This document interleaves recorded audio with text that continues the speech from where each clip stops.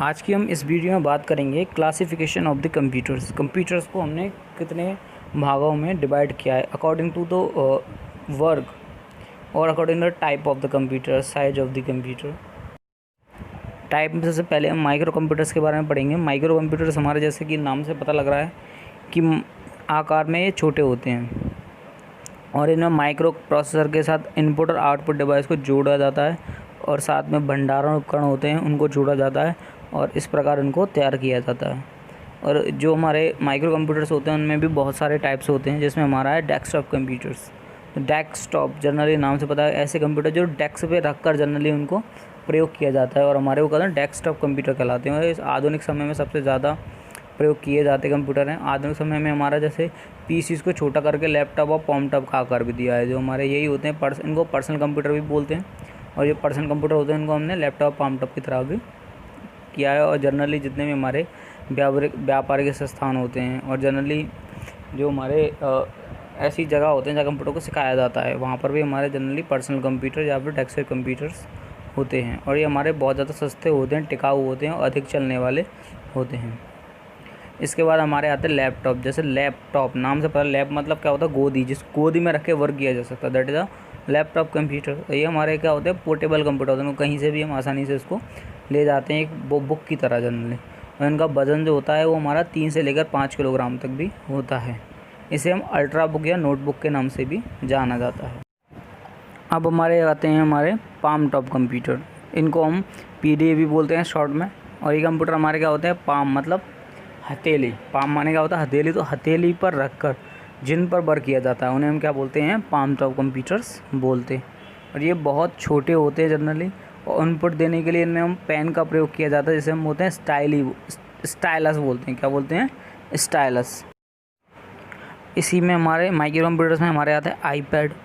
Generally हमारे iPad Apple ink का digital gadget है जो कि हमारे मुख्यतः ई पुस्तक रीडर के रूप में प्रचालित किया जाता है। मतलब हमारे जो पीडीएफ्स होती हैं बुक्स की उनको हम इसमें पढ़ते हैं।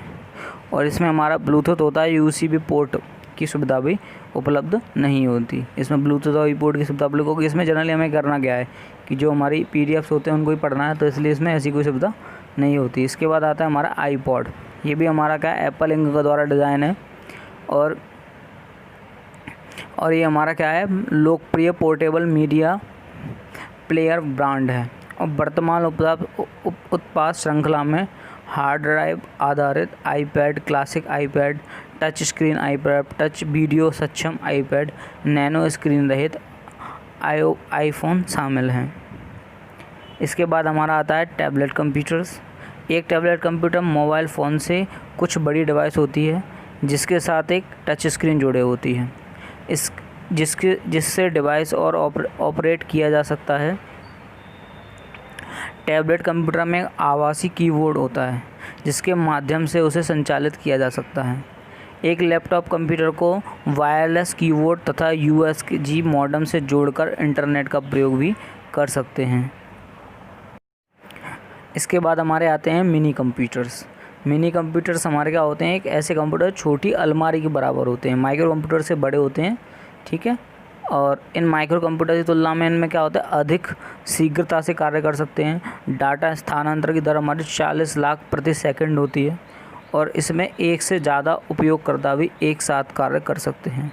और हमारे कुछ मुख्य जो मिनी कंप्यूटर्स हैं वो हमारी K202, Texas instrument TI-990, SDS 92, IBM mid range आदि, ये हमारे क्या हैं मिनी कंप्यूटर्स के एग्जांपल्स हैं। इसके बाद आते हैं हमारे मेन फ्रेम कंप्यूटर्स। ये कंप्यूटर हमारे मिनी कंप्यूटर से अपेक्षा थोड़े बड़े होते हैं और संग्रह क्षमता भी इनमें बहुत अधिक होती है। इसमें हमारे अनेक जो उपयोगकर्ता होते हैं, मतलब मिनी कंप्यूटर से भी ज़्यादा उपयोगकर्ता एक साथ कार्य कर सकते हैं। और हमारे कुछ प्रमुख मेन फ्रेम कंप्यूटर्स हमारे हैं BME, J800 आदि। इसका प्रयोग उपभोक्ताओं के द्वारा संबंधी समस्त ब्यौरा रखने, भुगतानों का ब्यौरा रखने, बिलों को तैयार कर भेजना एवं संरक्षित करना संबंधी ब्यौरे आदि इसमें किए जाते हैं। सुपर कंप्यूटर सुपर कंप्यूटर हमारे क्या होते हैं, बहुत बड़े होते हैं, सबसे बड़े कंप्यूटर यही होते हैं। इनमें कई सारे CPU हमारे एक समानांतर क्रम में लगे होते हैं। प्रोसेसिंग की जो स्पीड होती है वो हमारी फ्लॉप्स में होती है। किस में होती है? फ्लॉप्स में, बहुत अधिक ज़्यादा होती है। इसलिए सुपर कंप्यूटर का प्रयोग हमारा वैज्ञानिक प्रयोगशालाओं में शोध खोज करने, मौसम संबंधी सूचना की भविष्यवाणी करने, उच्च गुणवत्ता वाले एनिमेशन युक्त चलचित्रों का निर्माण करने आदि में किया जाता है। Types of computer on the basis of uses. Computer के जो यूज होते हैं उनके आधार पे हम कंप्यूटर के टाइप्स के बारे में हम बात करेंगे। तो इसमें हमारा पहला टाइप है एनालॉग कंप्यूटर। एनालॉग कंप्यूटर हमारे क्या होता है, भौतिक मात्राओं जैसे दाब, तापमान, लंबाई, पारे इत्यादि को मापकर उनके परिणामों को अंकों में प्रस्तुत करने के लिए एनालॉग कंप्यूटर का प्रयोग किया जाता है। क्योंकि ये कंप्यूटर मात्राओं को अंकों में प्रस्तुत करते हैं, इसलिए इनका प्रयोग विज्ञान और इंजीनियरिंग के क्षेत्र में अधिक किया जाता है। Digital computer. डिजिटल कंप्यूटर अंकों की गणना करने के लिए डिजिटल कंप्यूटरों का प्रयोग किया जाता है। आधुनिक युग में प्रयुक्त अधिकतम कंप्यूटर डिजिटल कंप्यूटर की श्रेणी में ही आते हैं। ये कंप्यूटर किए गए डेटा और प्रोग्राम्स को 0 और 1 के में परिवर्तित करके इन्हें इलेक्ट्रॉनिक रूप में प्रस्तुत करते हैं। डिजिटल कंप्यूटर का प्रयोग व्यापार में, घर बजट में, एनिमेशन के क्षेत्र में विस्तृत रूप से प्रयोग किया जाता है। Hybrid computer. हाइब्रिड कंप्यूटर उन कंप्यूटरों को कहा जाता है जिसमें एनालॉग तथा डिजिटल दोनों ही प्रकार के गुण उपस्थित होते हैं।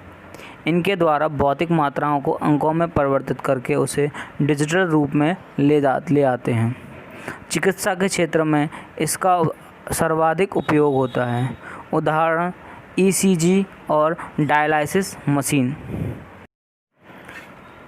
अब हम बात करते हैं टेराफ्लॉप्स और पेटाफ्लॉप्स। टेराफ्लॉप्स कंप्यूटर के गति को दर्शाता है जिसका मान 10⁻12 होता है, अर्थात ट्रिलियन फ्लोटिंग पॉइंट ऑपरेटिंग पर सेकंड होता है। वहीं पेटाफ्लिक्स 10⁻15 होता है और यह भी उसकी गति को दर्शाता है। वीडियो को पूरा देखने के लिए धन्यवाद दोस्तों।